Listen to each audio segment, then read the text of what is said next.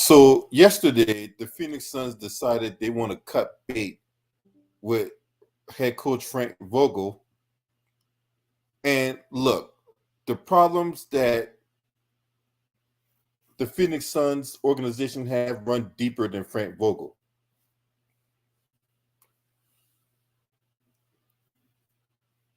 Like I say, the Phoenix Suns problems runs way deeper than Frank Vogel, right? If you think about it, the whole roster construction was just piss poor. The whole roster construction for the Phoenix Suns is piss poor, right? Now, I told you guys this on many occasions, especially after Bradley Beal. Might check 1 2 or 2.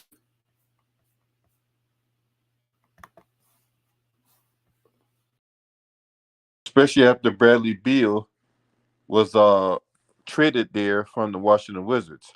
I thought that was a bad trade. You got at the time when DeAndre Ayton was there, they had 4 top heavy guys on that roster, and it just didn't work. That whole recipe just was not going to work. What's up, Ted? It just wasn't going to work. I told you guys this from Jump Street. Now they just fired Monty Williams. Monty Williams go on to Detroit, and then Detroit was a whole complete shit show within itself. But I'll get to the Detroit Pistons in another video because they had problems with their organization as well. But when it comes to the Phoenix Suns, if you factor in the roster construction, a top-heavy salary with guys who are not known for their defense and stuff like that, and you bring in a defensive-minded coach, it just was a recipe for disaster. When you commit the kind of money you were committing to Bradley Beal and Devin Booker and Kevin Durant, there's just no money to go around. What's up, y'all? Just no money to go around. And as a result of that, you guys are going to go dumpster diving. And that's exactly what the Phoenix Suns did. They went dumpster diving just to try to round out that roster because the 3 players alone, Kevin Durant, Devin Booker, and Bradley Beal, commanded such a lion's share of the salary. So the Phoenix Suns go 49-33, get bounced in the first round. Matter of fact, they get swept at the hands of the Minnesota Timberwolves, right? And unfortunately, that would cost Frank Vogel his job. Now, do I believe Frank Vogel should have been fired? No. Do I believe Frank Vogel was the fall guy? Yes. Especially where you have the new owner in Matt Ishbia, which you understand with a new owner coming in, he wanted to bring in his own guys, right? Matt Ishbia bought the team for Robert Sarver when Robert Sarver was creating a hostile work environment with all his sexual impropriety and all that. And, that will cause a whole bunch of sponsors to pull away for the Phoenix Suns, including PayPal. So PayPal basically made the threat that, look, as long as you got this guy in your organization, we don't want no parts of it. And pretty much that signaled the beginning of the end for Robert Sarver as team owner. And that's how Matt Ishbia got in. Now, of course, when a new owner comes in, typically some people are going to get fired. He want to bring in his own guys. So the first coach in the Matt Ishbia regime was Frank Vogel.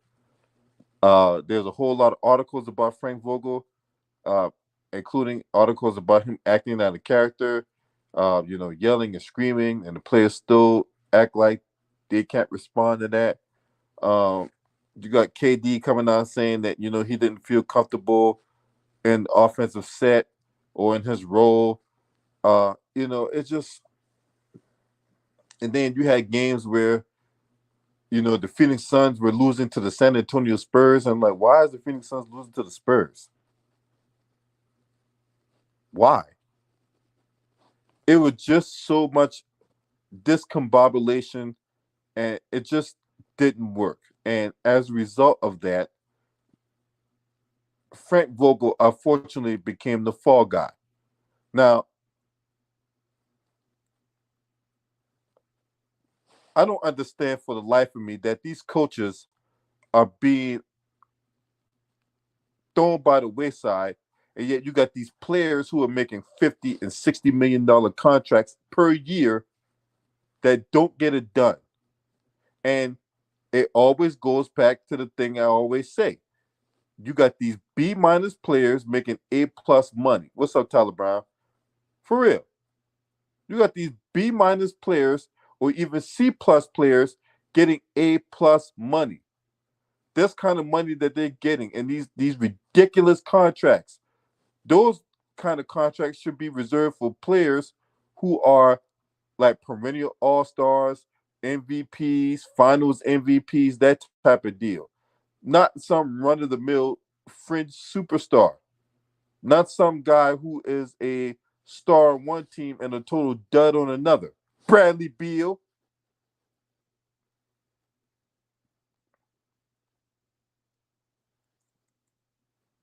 Now, I'm not a fan of this. Coaches getting fired after 1 year. 1 year. Where's the time to develop the team chemistry at? And then another thing that doesn't get talked about is when these coaches get brought on, they don't get the support of the front office. That's the only way that these coaches can survive in this league. You have to have support from the front office. No matter if your star player has a diva-like attitude or whatever like that, you have to have the backing of the front office.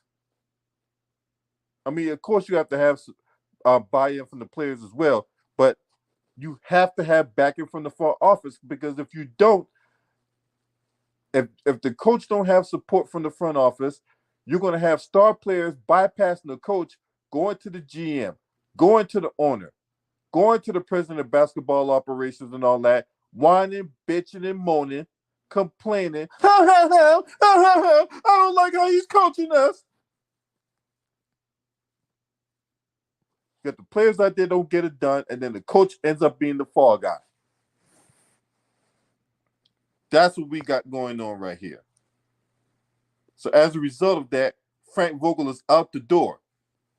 In comes Mike Budenholzer. Now, Mike Budenholzer was the guy who coached the Milwaukee Bucks to beat this same Phoenix Suns team, right? Back into the 21-22 season. Yeah, 22-23 was the Denver Nuggets. We're in 23-24 right now. So, yeah, it was the Milwaukee Bucks, right? This man coached the Milwaukee Bucks to NBA Finals championship over the Phoenix Suns a couple years ago. The next year, the Milwaukee Bucks fires Mike Budenholzer after Mike Budenholzer gets eliminated in the first round by the Miami Heat, who eventually went to the NBA Finals and ended up losing to the Denver Nuggets. So Mike Budenholzer was pretty much sitting on the couch for like a year. Meanwhile, the Milwaukee Bucks, they hired Adrian Griffin, fires him 43 games into his tenure, and then bring in Doc Rivers, only for them to get bounced in the first round again.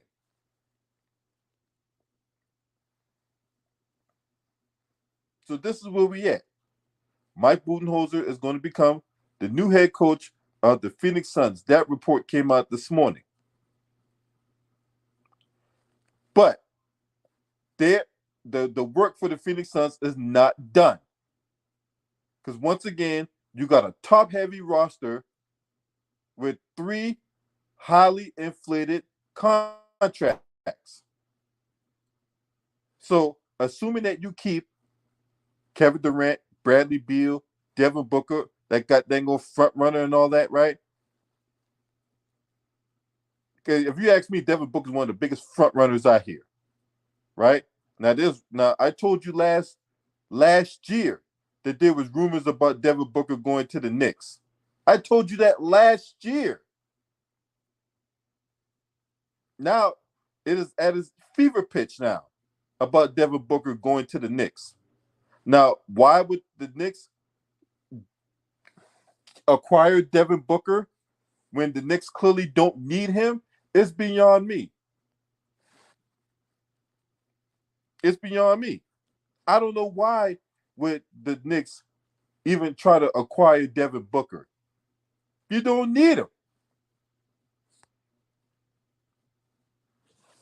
What's up, old head? Salute to my man T Price in the building. You don't need him. The Knicks do not need no goddamn Devin Booker. For what? The team that you have right now is perfect for the way they're constructed. You don't need to do anything. You don't need to do nothing. Sometimes the organization would sabotage themselves by making too many moves. The team that they have right now is great for what they are. You don't need to do nothing else if you're the New York Knicks. But anyway, that's just my opinion, right? So it'll be interesting to see what kind of moves are being made in the offseason because the Phoenix Suns cannot go back into 2024 with this roster. You cannot do it. You cannot do it. You cannot afford to be going dumpster diving. You have to come off of one of those players. You either come off of Bradley Beal or you come off of Devin Booker. You got to come off one of those two players. You cannot go back into 2024 running it back with that roster. You just can't do it. You just can't do it. Then you re-sign Grayson Allen to a $70 million extension. So, in my opinion, James Jones deserved a lot of blame for this because this is his shit. This is his shit. The owner wasn't there. The coach wasn't there. Mike Budenholzer wasn't there. The only constant in all this bullshit that's going on in Phoenix is on James Jones, the GM. It's on James Jones. So if you ask me, James Jones is on the clock. I've told you guys this on many occasions when I covered the Phoenix Suns. Everything I said about them has came to pass.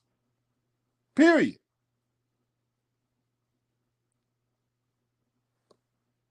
Told you they weren't going to go very far. I told you this team is overrated, right? I told you this team was not going to contend for an NBA championship. Told you guys this. And now we get Mike Budenholzer coaching the Phoenix Suns. I still got to look and see what the terms is, but I'm pretty sure it's a 5-year deal, right? So, and then you had the situation out in Charlotte where the lead assistant for the Boston Celtics, he took the head coaching job for the Charlotte Hornets, right? Then, so you got that situation going on. I think his name is Charles Lee, if I'm not mistaken. He took over the head coaching ranks of the Charlotte Hornets. And then you got a situation now to where, the Wizards still need a coach. The Detroit Pistons need a GM. And then the Lakers need a coach. So we'll see. We'll see what happens and all that. But yeah, that's the news that's going on right now. Mike Budenholzer, former NBA champion with the Milwaukee Bucks, has agreed in principle to become new head coach of the Phoenix Suns, and this comes a day after they fired Frank Vogel. So If you're not subscribing to this channel, make sure you hit the subscribe button, hit the like button, and share these videos on your social media platforms. Shouts out to the Lions Den basketball community. This your man. Scream at me. Hurt!